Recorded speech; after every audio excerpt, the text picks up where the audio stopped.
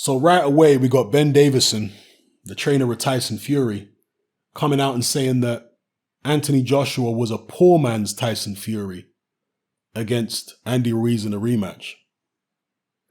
Well, I said in several pre-fight videos that you don't have to be as slick as Tyson Fury to outbox Andy Ruiz on the back foot. People were making out as though that's what you had to be, literally Tyson Fury, or you couldn't outbox him, or you'd have to have the power of a Deontay Wilder, or you wouldn't be able to beat him. This is the way people were carrying on. No, you didn't have to be as... I said this in several videos. AJ doesn't need to be as slick as Tyson Fury to beat Ruiz. He needs to have the stamina, of course, to carry out the back foot tactics for the full 12 rounds, and I wasn't sure that he had that.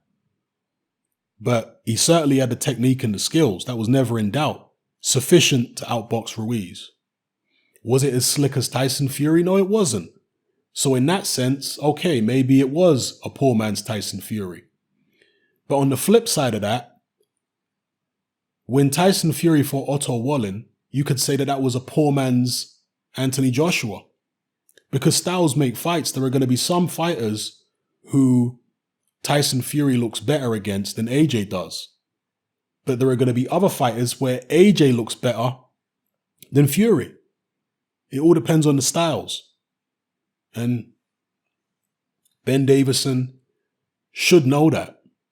But he seems to be completely smitten and enamored with Tyson Fury.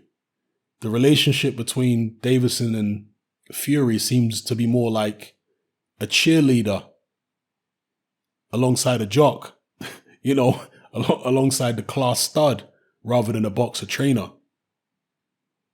I liked the level-headedness of Peter Fury because he never liked to underestimate Tyson's opponents. He never liked to play them down too much. He always talked up their strengths because that keeps your fighter sharp. And it's also just nice for the fans to hear because it's realistic. But Ben Davison is, really teetering on the brink of being a fanboy at this point rather than being a trainer.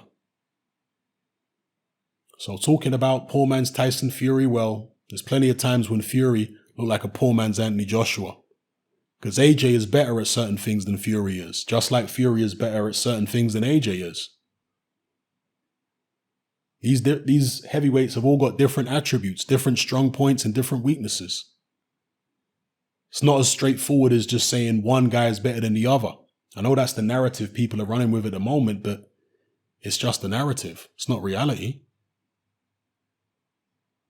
In the heavyweight division, there's still all to play for. It's undecided. Anybody telling you otherwise is either deluded or they're deliberately trying to mislead you.